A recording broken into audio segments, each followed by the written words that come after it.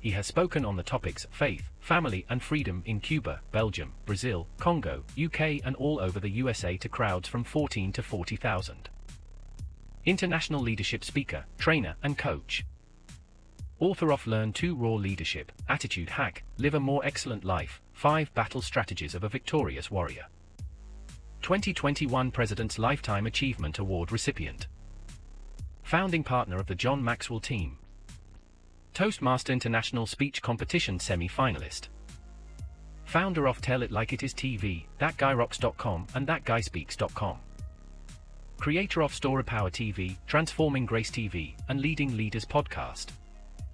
Producer of 4 TV programs and podcasts for Liftable TV and World Trumpet Television as well as multiple social media channels. Please help me welcome J Loren Norris. If you've ever worked for that boss who you really are convinced they couldn't care less about your life, they don't care about what life was like before you got to work today or what life was like last week or last month or 15 years ago. They really just couldn't care less. You show up, you do your job, you get things done the way I told you to because that's what I pay you for. And I don't care about all the rest of that. Just leave your drama at home. If you've ever worked for that kind of person, you're going to want to hear this episode of Leading Leaders. Subscribe now for our extensive video library of leadership lessons promoting faith, family, and freedom.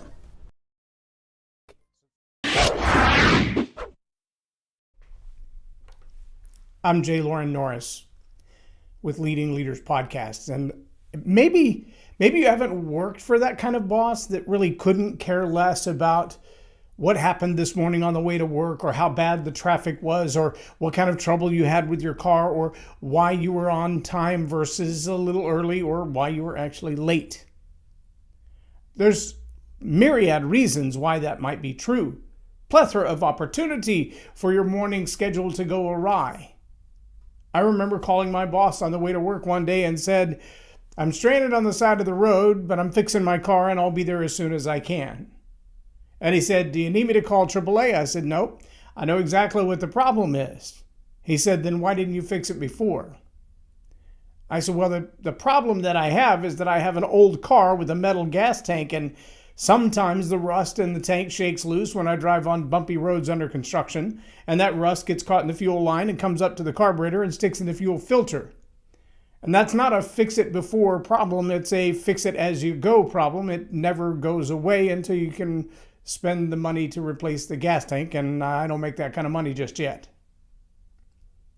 When I showed up at work, we had a nice discussion about old classic cars, but he was a compassionate guy, and he said, "Look, as long as you get the work done that you're assigned to do in the period of time that it needs to be done, if you're willing to stay late at the end of the day or skip lunch, I don't care when you get the work done as long as you get the work done." I thought that was a pretty compassionate view. Of course, I also know there are other people who are like, "Well, if you're 5 minutes late 3 times in a row, you should be looking for another job." Well, 5 minutes is a rounding error when you live in a big metropolitan area like a Houston or Chicago or a New York or a Dallas. And sometimes it doesn't matter how early you leave. We live in a small town now, a little town. It literally takes me 4 minutes to get from my house to my office. 4 minutes. But if I have to go into DFW, there's the unknown factor, what we call the Crescent train.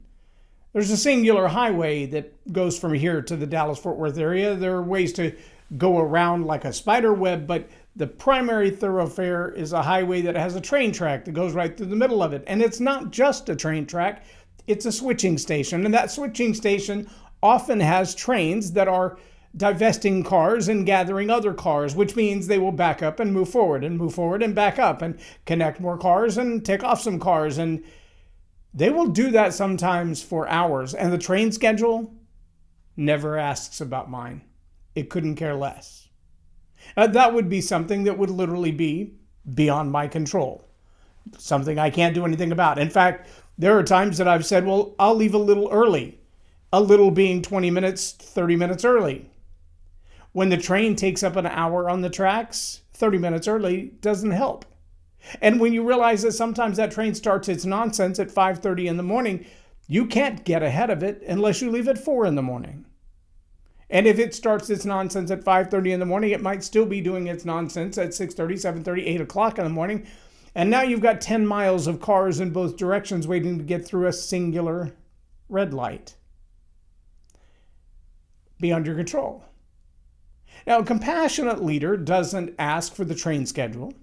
A compassionate leader doesn't ask, how did it make you feel while you were sitting in line at the train? It's not about pity. It's not about empathy. It's about understanding that life sometimes throws you curveballs. And sometimes those curveballs, relationships, train schedules, flights, are beyond your control. And sometimes those curveballs have as much emotional trauma in your life as being late for work, not getting the job done, missing the meeting, having to reschedule the appointment. And while all of these things are cascading problems that don't seem to go away right away, a compassionate leader has the ability to say, it's not about me. I mean, we still have a deadline to meet. We still have production to keep up with. We still have projects that have to be completed. But I'm not going to let it become my emotional problem, my psychological problem that you were late. See, the challenge I find as a leader is that sometimes, especially those of us who struggle with our own insecurity, I did as a young leader, as a young retail manager. I used to have a guy that worked for me that his biochemistry included a lot of the foods that he ate, which meant his sweat smelled like yeast. Now, if you've ever smelled someone who has come from the Middle East and their food and their diet has a lot of cumin in it or a lot of garlic in it, you can often smell that in their sweat. And this particular guy, he smelled like yeast, which to me smelled like beer. And when I was in my 20s, I could not tolerate having a delivery driver that always smelled like he was drunk. Whether he was drunk or not was not relevant. It was the fact that he smelled like he was drunk. Now, I know there were days that he showed up to work with a hangover, but I had a really hard time as a dogmatic young leader tolerating someone showing up with the impression that they were drunk. And so I tried several times to fire him. And it was ironic that the boss above me had been dealing with this guy for 15 years. He knew him much longer than he knew me. And there were many occasions that he said, no, he's not drunk and you can't fire him and you don't have the authority to do that. I'm like, I run the store. Of course I have the authority. He said, yeah, but I run you. And so he wouldn't let him go. And so he would send him back to work. And I was like, but he's drunk. And he said, he's not drunk. He just smells drunk. It was really hard for me as a young dogmatic leader to have compassion for circumstances outside my control. And the fact that the boss above me kept sending him back to my place of work when I was trying so hard to get rid of him really got under my skin. And as a young dogmatic leader, I couldn't see any other way. I threw a fit to his boss, and it went on and on and on and on and on. A compassionate leader might have said, and I, in my, I hope, a little more mature days, would look at that same scenario and say, well, maybe there's a justifiable cause. And maybe it's not about me. Maybe them keeping him is a matter of compassion for him, in my opinion, really doesn't mean a hill of beans. And maybe they're not doing it to get under my skin or to get in my craw. They're just doing it because it's a good thing to do for someone that has extenuating circumstances beyond their control, like a train. But see, as a young dogmatic leader, I didn't get all that. I didn't think that way. I didn't care about those things. We see leaders now who are more compassionate. I heard someone just this morning on a video interview with Jay Shetty. The guest said a few years ago, 4 or 5 years ago, everybody would show off their Lamborghini, their big houses. That was their flex. They were flexing their income or flexing their power or their influence by showing off all the things that they bought. He said, now if you want to see a flex, look for compassion. Compassion is the flex. And I thought that's an interesting way of looking at the world. But then I thought, how many leaders have so long used force, control, might, micromanagement. The threat of losing your job, the threat of a demotion, the threat of somebody else getting the promotion that you've been working so hard to acquire. Bosses, managers, leaders have used that pressure for decades, maybe centuries. I don't know, we could go back to the slavery of the Egyptians and the Hebrews and find that was a carrot and the stick, and the carrot was always on the end of the stick they were beating you with to incentivize certain behaviors. That wasn't compassion. That was a discipline to force a certain behavior. Maybe you've seen the cartoon that says the beatings will continue until morale improves. That kind of philosophy is, well, that's not compassion. But I can tell you, as a leader, compassion takes conscious awareness. It takes an intentional awareness of yourself. Asking some tough questions like, is this behavior to get at me? Are they strategically trying to poke me in the eye with not doing what I want done, not following the orders that I've given them, not keeping up with the production time that I've laid out in front of them? Are they intentionally doing these things to sabotage me? And as you're asking that question, ask yourself the question, do I suspect that because I'm insecure? Because I have made it all about me. If I've made it all about me, then every behavior of anybody else must be against me. If I'm the perpetual victim, then everybody else's behavior, it's not about their extenuating circumstances. It's not about a train schedule or a plane schedule or an accident on the highway or stopping to help somebody else. No. It's all about me. It's about me. It's about trying to get one over on me. It's about trying to take advantage of me. It's about, getting at my weaknesses. Compassion is not a weakness. In fact, you've got to be profoundly strong in your own self-confidence and your own awareness to be able to say, it's not about me, but I'm going to deal with this situation given that everyone involved in it is human. They do make mistakes. They do things wrong. They make bad choices. They make bad decisions. And they live in a world, the large majority of which is beyond their control. And so if you've made plans for something and it doesn't work out the way you've intended, that's entirely different than having made no plan. A compassionate leader recognizes that nuance, that you had a plan and it just didn't work out according to the schedule. It doesn't mean you didn't care, doesn't mean you didn't make an effort, doesn't mean you didn't give your very best effort. You just fell short when you did. I could have the intention of having 10 slam dunks in a row. Never mind the fact that I'm short, old, overweight, and have bad knees, and my vertical jump is about 1.5 inches. My intention to dunk that 10 times might be a little bit of a stretch compared to reality, and what I need to do is get back to reality. Wait, that's a line from a snap. There goes reality, right? When you realize that life itself doesn't deal you the same set of cards that it deals everyone else, and as a leader, you've got to have that same understanding of everyone that you lead, everyone you influence. They all struggle with the same reality. They're dealing with the fact that reality is beyond their control, and they don't have the same set of cards that you were dealt. They've got to understand the people around them as well. They've got to deal with the babysitter who came down with the flu last night at midnight, and now there's nobody to watch their kid, and they need the day off, but they'll work from home. They'll do all they can at home, but they have a toddler or they have an infant, and that's going to be a hard day. The leaders that are insecure say, well, that's all about me. You're doing this to get one over on me. You're doing this to take advantage of me because I've been kind to you in the past. It's all about me. A strong leader says, I hate that those circumstances have worked out the way that they have. I understand where you're at. I don't envy you, but I don't pity you either. I'm going to give you the grace to say, as long as the job gets done. Now, there are certain jobs where that just doesn't work. There are certain jobs where you have to be physically present. You got to show up on the scene to be able to do it. And if you don't, somebody else does.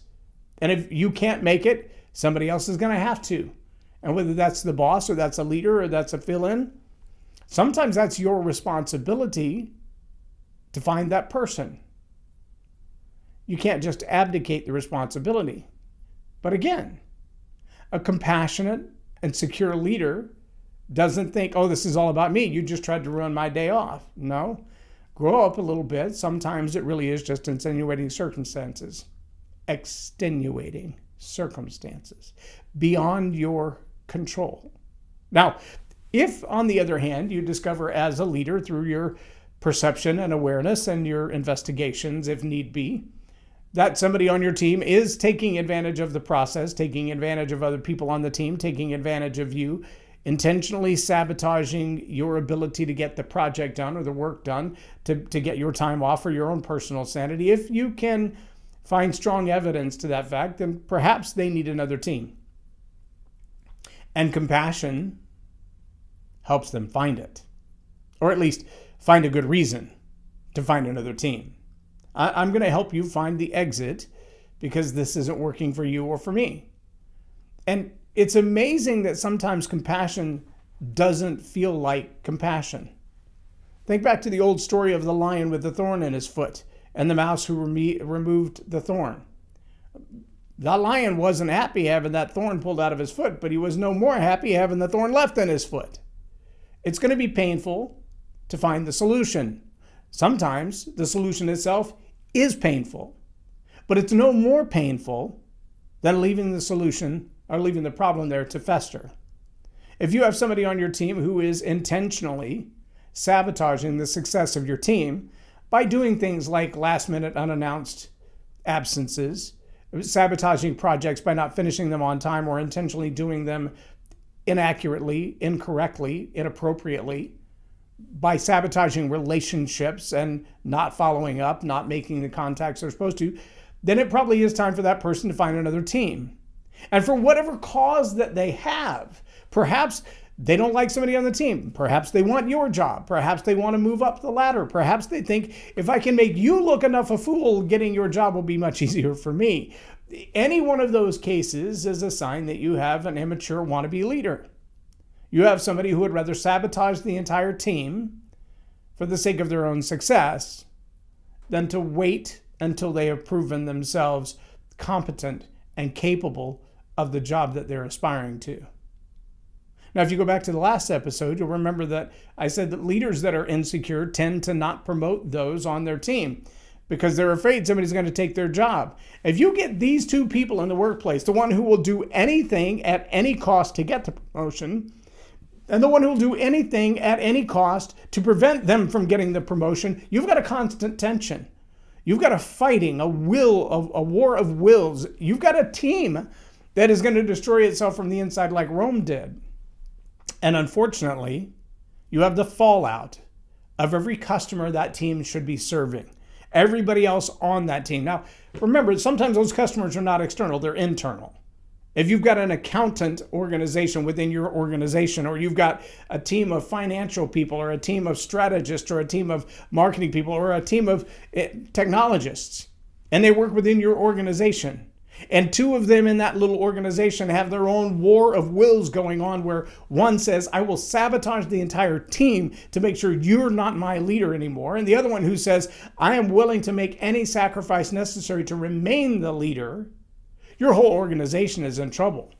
That's like a cancer within the team.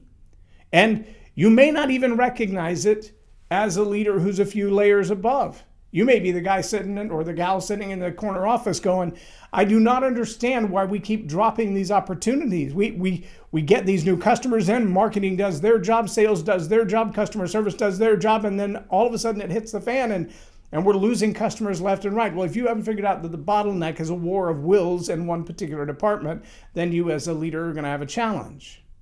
And now you as a leader are going to have to ask yourself the question, how can I have compassion?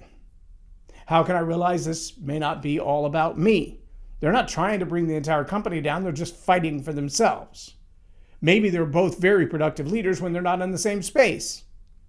Maybe I can find a different space for one of them or both of them and save the organization, save their careers, and change their attitudes. That's the job of a leader. And it's hard because sometimes the job of the leader to be compassionate is to Ask the hard questions. So what's going on in your life that this is the problem that keeps manifesting itself? What's going on in your life that this problem keeps manifesting itself? What's causing it? What is the origin of it? Is it a relationship that has nothing to do with our work, but it's impacting our work? Is it a series of choices you made in the past, the degree that you got, the school you went to, the neighborhood you moved into? Are those the things that are impacting our company's productivity? Are those things that we could change? If the leader's not willing to ask those tough questions and cope with the answers, then the leader's simply going to be doing what most people call parts changing. There's a huge difference between a mechanic and a parts changer. A parts changer pulls the diagnostic code, looks at the 3 parts on the parts list, and swaps them all out, whether they're bad or not. A mechanic diagnoses the problem and says, why did those 3 parts fail? Did something cause them to fail, or is it just time? And the answer to that question is a deeper diagnosis, very much like a doctor who says, yeah, you have a heart problem. Am I going to give you drugs to cure the symptom of the heart problem, or am I going to figure out why you have a heart problem? Is it emotional? Is it physical? Is it biomechanical? Is it genetic? Is it epigenetic? How can we fix it? See, a leader in their organization has to have the same willingness to set aside their own time, to set aside their own priorities, their own importance, and diagnose internal problems just like a surgeon, just like a mechanic, just like a technician. And if they're not willing to do that, well, maybe leadership isn't for them. I know that sounds harsh. But again, if you've ever been the victim of a leader who is so determined that everything is about them, they will be that kind of hard driving, get to work on time, get the job done, do this productivity because everything you don't do well makes me look bad. That leader is all about themselves. And if you're that kind of leader, Bob Newhart had the best advice. Just stop it. Grow up. Realize it's not all about you. Sometimes what you're called to do as a leader is to sacrifice your own feelings, your own emotions, your own temporary well-being for the cause of others and the greater project. That's not long-term. That's short-term decision-making. If you have to sacrifice all of those things to remain in your leadership role, you might want to consider another role. It should not cost you your life or your health or your mental well-being to lead. If the two are not compatible, probably best to move along. And even that would be compassionate. I'm J Loren Norris with Leading Leaders Podcast for Tell It Like It Is TV. Have a blessed day.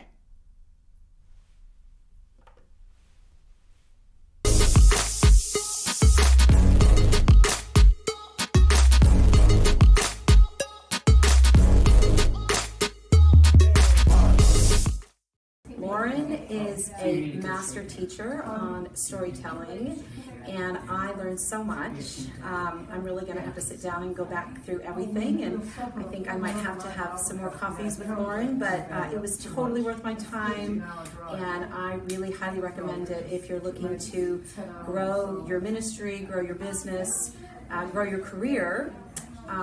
Loren will serve you well. Thank you.